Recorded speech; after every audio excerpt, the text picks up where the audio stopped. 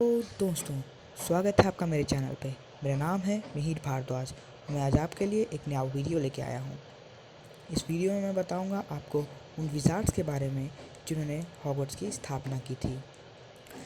Video शुरू करने से पहले आप मेरे चैनल को सब्सक्राइब कर लीजिए, बेल आइकन को दबाना मत भूलिएगा अगर आपको विजिटिंग वर्ल्ड से अपडेटेड रहना है तो उन 4 संस्थापकों के नाम थे गॉडरिक ग्रिफिंडोर, हेल्गा हफलपफ, रोवेना रेवेनक्लॉ और स्लाजार स्लिदरीन। इन्हीं के नाम पर हॉगवर्ट्स के 4 हाउसेस के भी नाम रखे गए थे, जो कि ग्रिफिंडोर, रेवेनक्लॉ, स्लाजार स्लिदरीन के और हफलपफ हाउसेस थे। इन चारों जादूगरों ने हॉगवर्ट्स को मुग़ल साम्राज्य से बहुत छुपा के बनाया था, इसीलिए उन्होंने लंदन से इसे बहुत दूर बनाया था और वहाँ पहुँचने के लिए उन्होंने एक प्लेटफॉर्म भी बनाया था। हॉगवर्ट्स की स्थापना के समय हॉगवर्ट्स का लोगो कुछ ऐसा दिखाई देता था और उसे बदल के फिर ऐसा बना दिया गया, जो कि देखने में पहले वाले से काफ़ी हद तक अच्छा लगता था। पहले संस्थापक थे वहाँ के गॉडरिक ग्रिफिंडोर। गॉडरिक ग्रिफिंडोर बहुत ही उम्दा किस्म के जादूगर थे। उन्हीं के नाम पर ग्रिफिंडोर हाउस का भी नाम रखा गया था।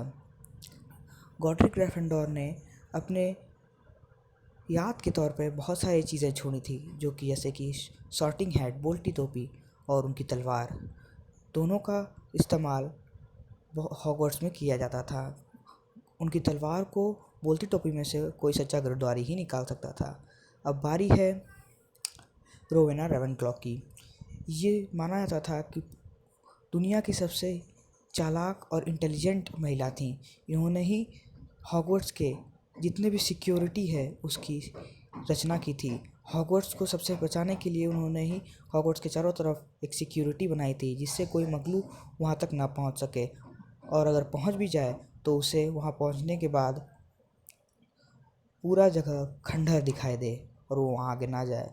उसने सीढ़ियों की रचना कुछ ऐसे की थी कि वो सीढ़ियाँ कभी अंत ही नहीं होती थी, क्योंकि कोई भी किसी दूसरे के हाउस तक ना पहुंच सके, और सीढ़ियों की ऐसी कतार थी जो कि हरदम बदलती रहती थी, इसलिए इस कतार को याद रखना बहुत ही ज़रूरी था। उसी ने जो डाइनिंग हॉल है उसकी रचना की थी, जो कि सीलिंग पे हमें जादू से दिखाई जाती है आकाश की। और अब बारी है हफलपफ की। हफलपफ का रोल इसमें बहुत बहुत बड़ा है। जो ग्राफिंडोर की टेबल पे हमें खाना दिखाई देता है वो हफलपफ के हाउस द्वारा, जो कि उसके द्वारा चुने गए हाउस एल्फ्स थे, वही बनाते थे। और अब बारी है स्लाजार स्लिदरीन की। इसका नाम तो आप एकदम अच्छी तरीके से जानते होंगे। स्लाजार स्लिदरीन अपने हाउस में या हॉगवर्ट्स में बच्चों का चुनाव एक अलग ढंग से करना चाहता था। वो उन्हीं बच्चों को चुनना चाहता था जो कि प्योर ब्लड थे, और बाकी मगल बर्न को वो तुच्छ समझता था। इसी बात पे ग्रिफिंडोर और स्लाजार स्लिदरीन में बहुत ही ज़्यादा लड़ाई हुई, और जिसमें ग्रिफिंडोर पहले तो जीत गए, फिर उसके बाद जब वो स्कूल छोड़ के चला गया तब हार गए। स्कूल छोड़ने से पहले स्लिदरीन ने एक सीक्रेट चेम्बर बनाया था, जिसमें उसने अपने पेट बेसिलिक को छोड़ दिया था, जिसका नाम काल दृष्टि है हिंदी में, जिसे हम लोग मूवी में देखते हैं। गॉडरिक ग्रिफिंडोर उन्हें हरा देते हैं, फिर उसके बाद जंगल में जाके वो दोनों की लड़ाई में वो मारे जाते हैं। गॉडरिक ग्रिफिंडोर द्वारा दी गई शॉटिंग हैट का इस्तेमाल जितने भी बच्चे थे उनके लिए किया गया था, क्योंकि वो उन्हें अलग अलग हाउसेस में चुनते थे और उनकी तलवार को कोई सच्चा गुरुद्वारी ही निकाल सकता था। हेल्गा हफलपफ ने भी बहुत सारी चीज़ें छोड़ी थी, जैसे कि उनका कप, जिसका इस्तेमाल बाद में वोल्डेमॉर्ट ने अपना होक्रुक्स बनाने के लिए किया था। और चील घात ने, जो कि रोवेना रेवेनक्लॉ हैं, उन्होंने भी अपनी बहुत सारी यादें और चीज़ें छोड़ी थी। इनमें से एक उनका मुकुट था, जिसका भी इस्तेमाल वोल्डेमॉर्ट ने अपनी होक्रुक्स बनाने के लिए किया था। स्लिदरीन ने एक सीक्रेट चेम्बर अपने पीछे छोड़ा था, जिसमें बेसिलिक था, और उसको खोलने का काम सिर्फ उसका वारिस ही कर सकता था, जो कि वोल्डेमॉर्ट था।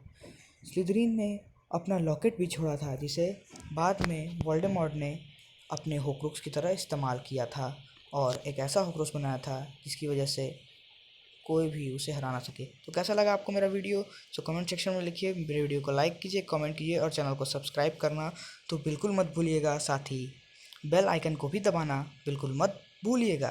थैंक यू फॉर वॉचिंग और अगले वीडियो के लिए ज़रूर वेट करिएगा।